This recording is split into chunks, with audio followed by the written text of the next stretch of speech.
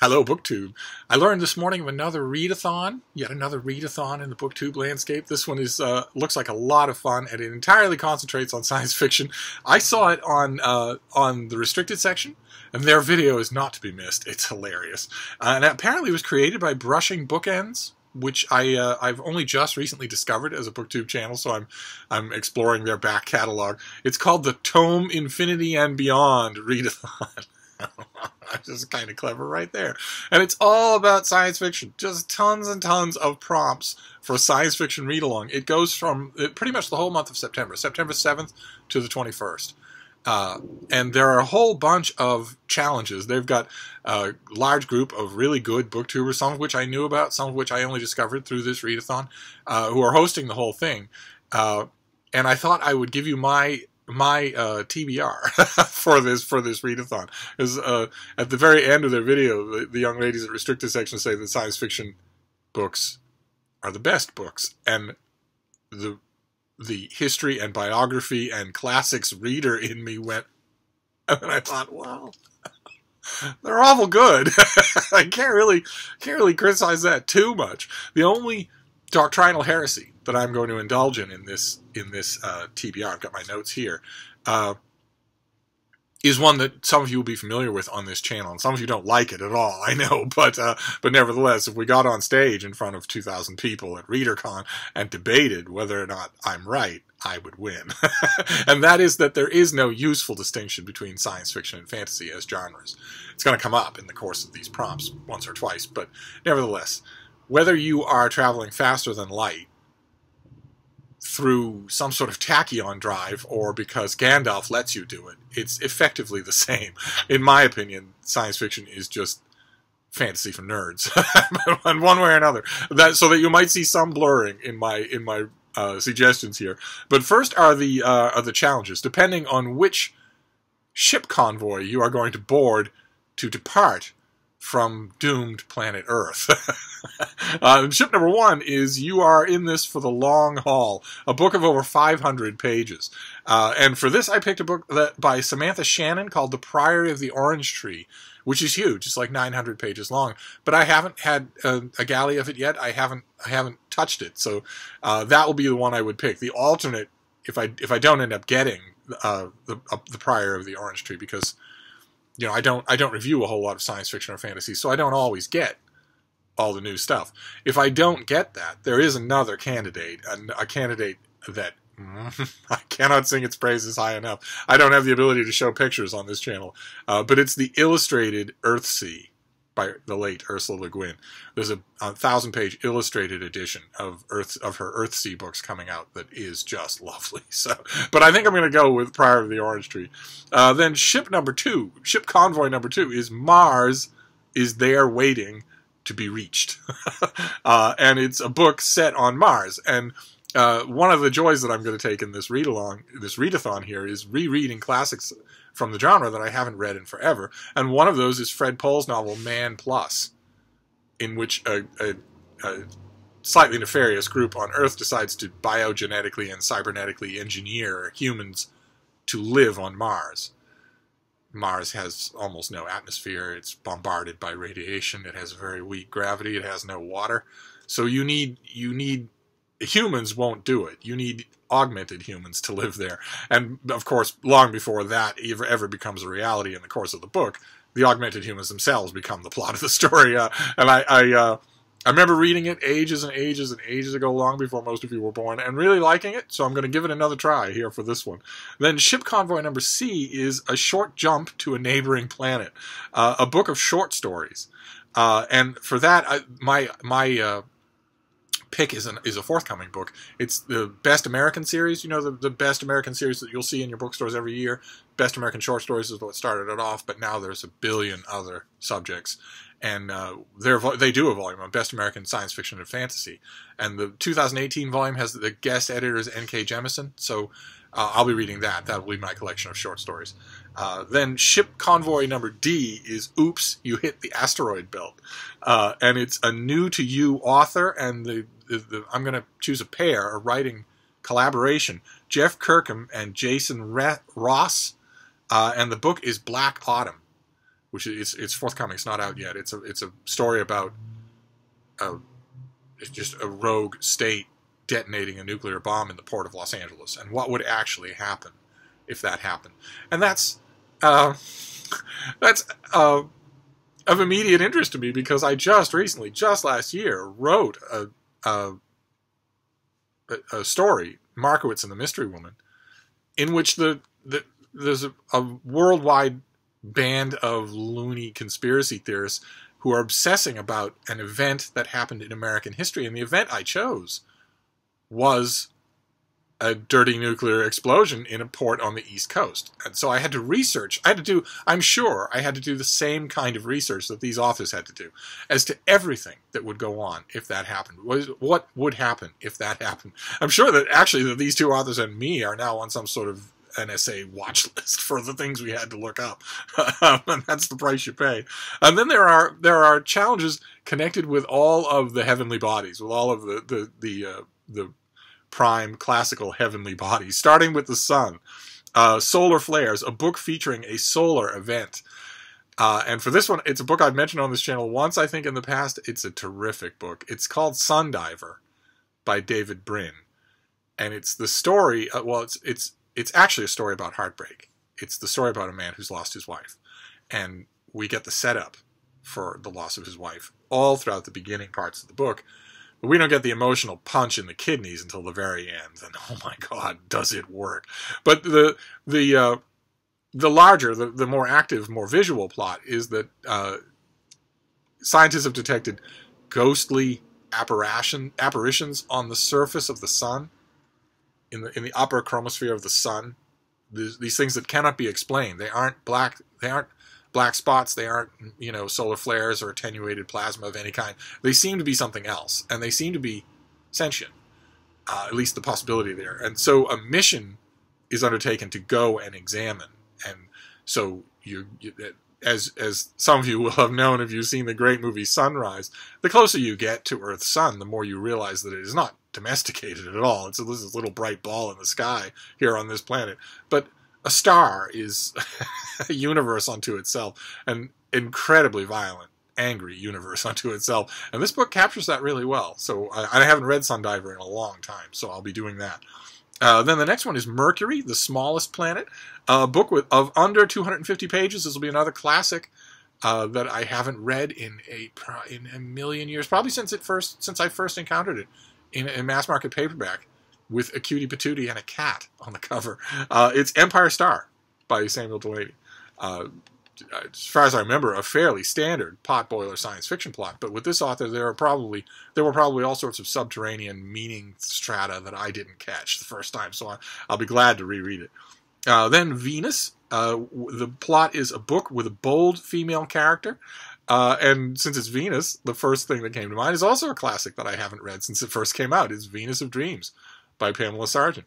A big, wonderful novel. Some of the research in it is outdated, but that's the risk you run when you write hard science fiction, is that 20 years later it's going to show severe dating, and it does in this case. But nevertheless, her main character Iris has a dream. She wants to terraform the planet Venus, which is right now a nightmarescape caught in millions of years of runaway greenhouse gas effects, so that the planet is under a constant sheath of thick clouds, and the surface is molten hot. So terraforming it would be difficult. You would have to go in and break that cycle, and then siphon it off. Somehow level it out. Otherwise, you'd need millions of years for it to correct itself. One way or another. I haven't read Venus of Dreams in ages, so that will be my Venus pick. Then Mars is Martian Invasion, a book featuring aliens. And for this I have two, because Stephen Baxter's great sequel to H.G. Wells' War of the Worlds, Massacre of Mankind, is coming out in paperback. I think it's out in paperback already in this country. And I absolutely loved it, so I'm definitely going to reread it in paperback. But the other one I have in mind is David Goodman, something I mentioned on this channel. The author David Goodman is continuing his series of quote-unquote nonfiction about Star Trek with the autobiography of Mr. Spock, which will be chock full of aliens, including Mr. Spock's father. So those two will go in for this one. Then the Asteroid Belt, and that is the prompt is an iconic flight obstacle. Read a space opera. And since I'm going to read Sundiver by David Brin, the natural answer here, and a thing I haven't read in probably 10 years comes to mind, is Startide Rising, also by David Brin. Which is just a grand, sweeping story. An incredible novel. I remember when I read it the first time, just in a mass market on a metal spinner rack at a drugstore, when it had just been published. And I thought, this is incredible. This is going to win every award the industry has to offer. And it did. And I guess I've just been waiting this whole time for it to be reissued. It was a lauded book. And the start of the second book in a long series. I keep waiting for somebody to come out with a beautiful trade paperback of it, or a commemorative hardcover, or something like that. I have seen no evidence of that. If you have, kindly let me know.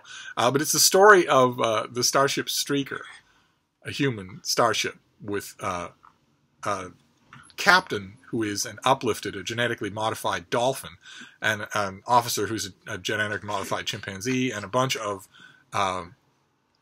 service people on board who are genetically altered dolphins as well, plus humans. And Streaker discovers something. Streaker is part of a very junior member in a vast, super sophisticated galactic polity of alien races that have their own long-standing culture, their own long-standing cultural agreements, and their own long-standing cultural history.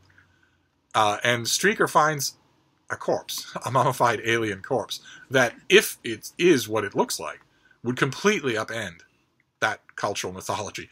And the book, the unspoken pivot on which the book turns, is that some cultures, most cultures, will do a lot to repress things that might be cultural grenades like that. And so all of a sudden Streaker is being hunted.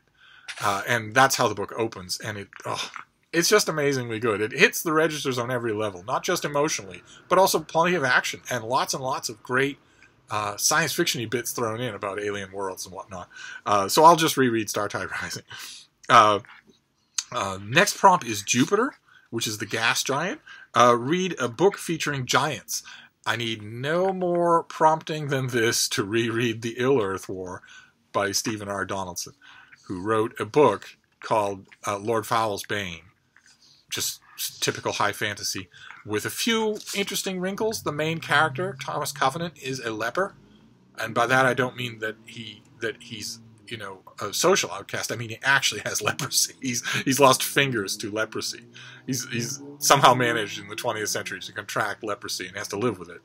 And through a weird circumstance in Lord Foul's Bane, he is transported, or so it seems, to a fantasy world, the typical agrarian, non-technological fantasy world called the Land, in which the forces of good fight against Lord Foul, this Sauron-like figure of quasi-energy who's evil. And the time in the Land passes much faster than it does on Earth. Thomas Covenant doesn't at first believe that the Land is real, and because he thinks that he's living in a dream with no consequences, when he first gets to the Land, he does something horrible. Absolutely horrible, that will haunt the series for the next 5 books. Until he starts to think that maybe this is real, or one way or another, he still gets caught up in it, whether it's real or not. But when he comes back to our own world, to the normal world, he's only back for a little while. But when he returns, when the circumstances return him to the Land, much time has passed. And another person from our world has voyaged to the Land, a man named Hyle Troy, who is a master tactician, and who's decided, in a slightly different take than most of these giant, amorphous, evil books, to fight the armies of Lord Foul just militarily. And the Ill-Earth War is the story of that war. And it's amazing. Lord Foul's Bane was derivative in almost every way. It had a couple of original creations, but almost all of it was overwritten, and of course had all of its attention turned on J.R.R. Tolkien.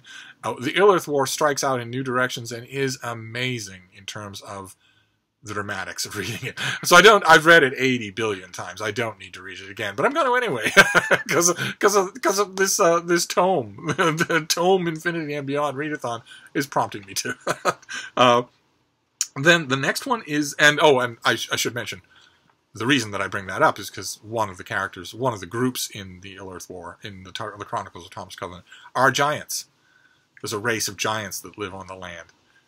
And they're peripheral in Lord Foulsbane, but they're central in the Ill-Earth War, and they're even more central. They're central in the Ill-Earth War in an absolutely heartbreaking way. So I mean they're also central in the second trilogy of Thomas Covenant, because there we have giant characters that we follow throughout the whole books. But in the Ill-Earth War, those of you who have read it will know what I mean. Although I don't imagine many of you have. Science fiction and fantasy is horrible at cannibalizing its own. So I'd be willing to bet that if you went into a normal retail bookstore here in America, you would not see the Chronicles of Thomas Covenant. I'd be willing to bet it's out of print. But one way or another, that's why I brought it up, because it has giants in it, including Saltheart Foamfollower, our hero. Then the next prompt is Saturn, which is Put a Ring on It. A book with circles on the cover. And for me, this will be The Cloven by Brian Catling, the third book in his series of The Vor. I intended to read it. I've intended to read it. I have gone way into it and then got distracted one way or another. So this will be a perfect prompt. I will just finally read it in September.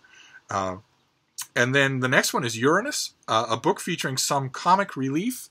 And again, I'm going to go to a classic. I'm going to go to Lest Darkness Fall by Elsprague de Camp, about a modern man who's transported centuries into the past and thinks at first that will make for smooth going, but of course it doesn't. It doesn't at all. He's lucky that he can cobble together enough information from what he remembers from school to make an impact, and even then, he's surrounded on all sides by comedic characters. So it has a dramatic, thrust to the plot, but it is a very funny book, and I haven't read it in I don't even know how long. So that gasping sound you hear off camera is a certain little schnauzer who is trying to kill me. Okay. The next one is Neptune. The prompt question is God or planet? And it's read a science fiction book with fantasy themes. This is one of those times where the premise I don't agree with, because science fiction and fantasy are the same thing.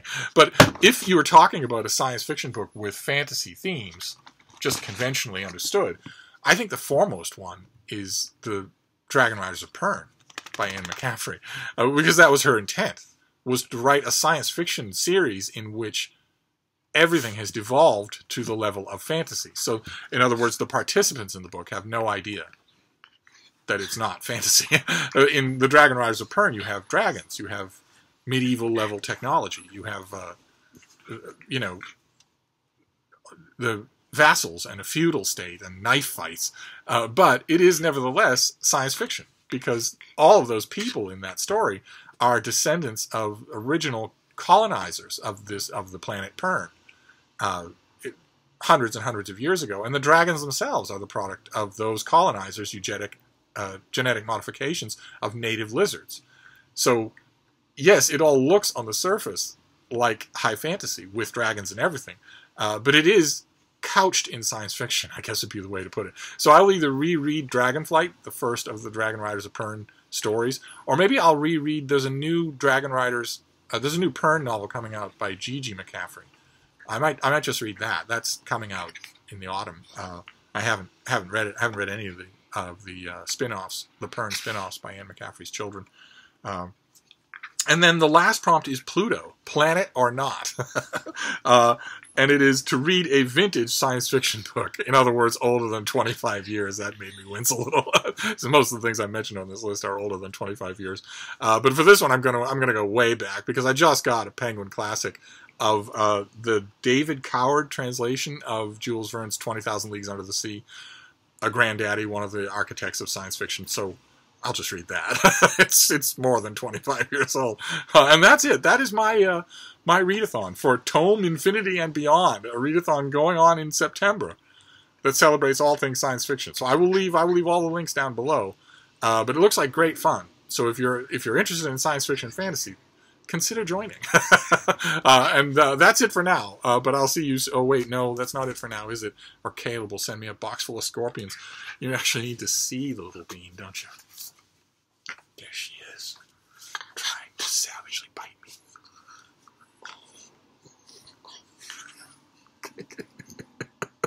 There she is. She's got a huge amount of pent-up energy because it's pouring rain, so we haven't been able to go outside. I told her an hour ago, I said, you're just bouncing off the walls. You have so much pent-up energy. Why don't we go outside? And she said, fine. And we went to the back door, and I opened it, and she took one look at the pouring rain and just backed away. So we haven't been, and that's bad. So, but anyway, nature calls. So I'll wrap this up, and I'll see you soon. Thank you, BookTube.